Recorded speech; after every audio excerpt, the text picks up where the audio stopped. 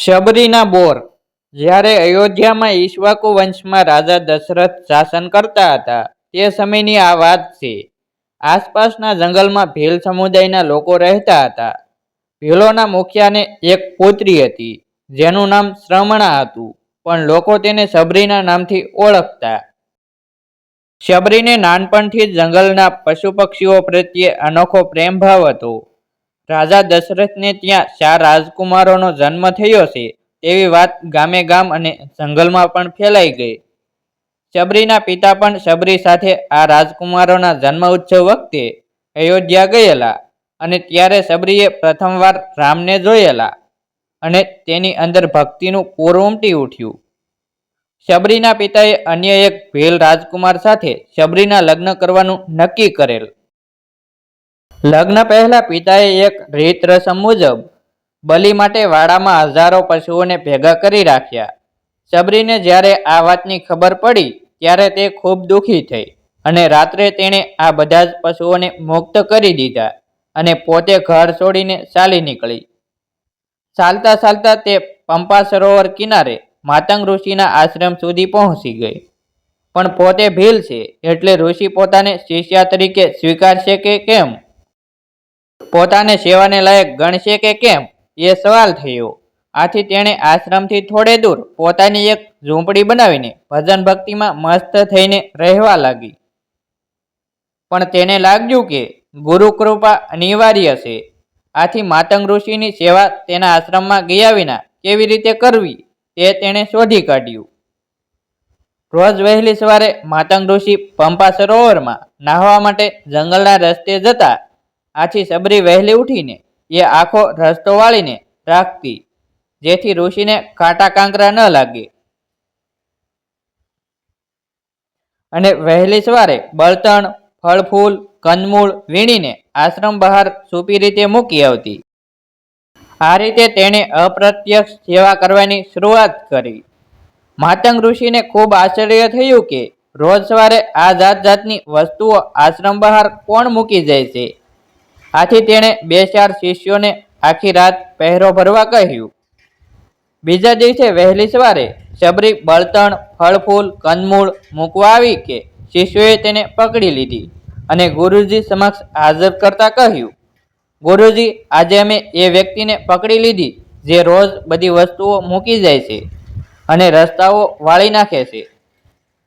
આજ ભીલડી રોજ આ કામ કરે છે.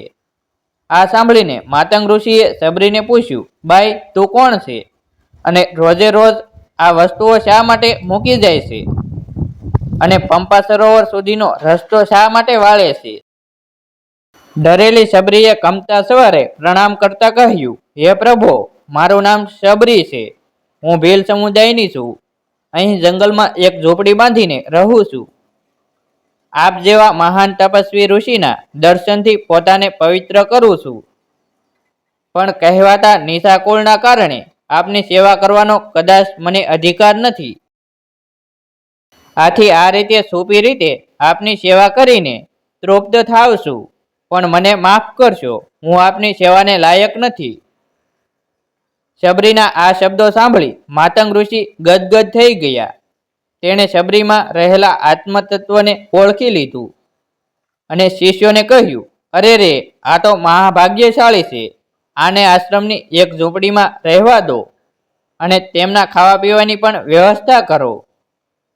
ત્યારથી શબરી ઋષિની કૃપાથી આશ્રમમાં રહેવા લાગી અને ભક્તિભાવમાં તપસ્વીની જેવું જીવન જીવવા લાગી. પણ શબરી જેવી ભીલ સ્ત્રીનું આ રીતે આશ્રમમાં રહેવું અન્ય કેટલાય ઋષિઓને ના ગમ્યું. આથી તેઓએ માતંગ ઋષિને ફરિયાદ કરી. પણ માતંગ ઋષિએ તેના પર ધ્યાન જ ના આપ્યું. માતંગ ઋષિ માટે જાતિ કરતાં ભક્તિનું મહત્વ વધારે હતું. આથી અન્ય ઋષિઓ માતંગ ઋષિનો આશ્રમ છોડીને પંપા સરોવર આસપાસ અન્ય જગ્યા પર રહેવા જતા રહ્યા. એકવાર માતંગ ઋષિએ શરીર છોડવાની ઈચ્છા વ્યક્ત કરી. આથી શબરીએ દુઃખી થતા પોતાને પણ સાથે લઈ જવા કહ્યું. પણ ઋષિએ કહ્યું, બેટા, તારે તો હજુ પ્રતીક્ષા કરવાની છે. તારું ભાગ્ય હજુ પલટાવાનું છે. સાક્ષાત નારાયણ ભગવાન શ્રી રામ આ રસ્તે ચાલીને તારી ઝૂંપડીએ આવશે. જોજે, એ ક્ષણ ન ગુમાવીશ. તેનો આતિથ્ય સત્કાર કરજે અને તારું જીવન ધન્ય બનાવજે. બસ એ દિવસથી સબરીએ ભગવાન રામની પ્રતીક્ષામાં જ હરક્ષણ વિતાવવાનું શરૂ કર્યું. બસ રામ નામ સિવાય બીજી કોઈ વાત નહીં. રોજ સવારે ઉઠીને રામ માટે ફળ ફૂલ કંદમૂળ લઈને રાખતી. આજે રામ આવશે, કાલે રામ આવશે, એ પ્રતીક્ષામાં દિવસો વિતાવવા લાગી. સવારે વિચારે કે આજે સાંજે રામ જરૂર આવશે, અને સાંજ થઈ જાય તો વિચારે કે કાલ સવારે રામ આવશે. દિવસે દિવસે સબરીની રામ દર્શનની લાલસા પ્રબળ થતી ગઈ. કોઈનો થોડો બોલવાનો અવાજ સંભળાય કે કોઈના પગની આહટ સંભળાય કે તરત ઝૂંપડીની બહાર આવી જતી કે મારા રામ તો નથી આવ્યા ને. આહા, કેવો ઇંતજાર, કેવું ધૈર્ય!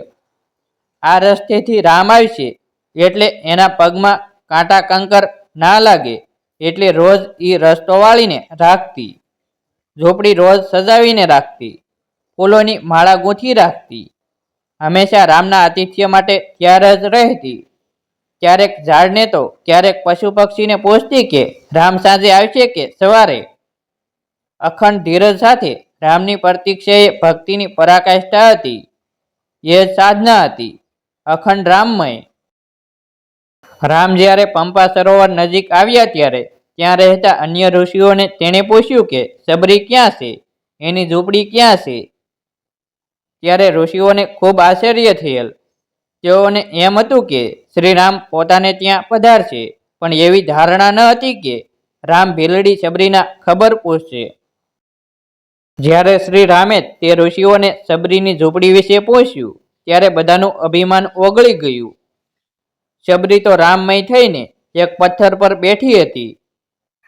ત્યારે જ એક ઋષિ બાળકે દોડતા દોડતા આવીને કહ્યું, માં, ધનુષ્યધારી બે યુવાનો તમારા વિશે પૂછતા અહીં આવી રહ્યા છે. અરે, આ તો મારા રામ જ હોય. એમ કહી સબરી આનંદમાં પ્રેમમાં નાચવા લાગી. રામ લક્ષ્મણને પોતાની ઝૂંપડી પાસે જોઈને સબરી પોતાની તમામ સૂઝબૂઝ ભૂલી ગઈ. હજુ એ સચ્ચિદાનંદ અવસ્થામાં જ હતી.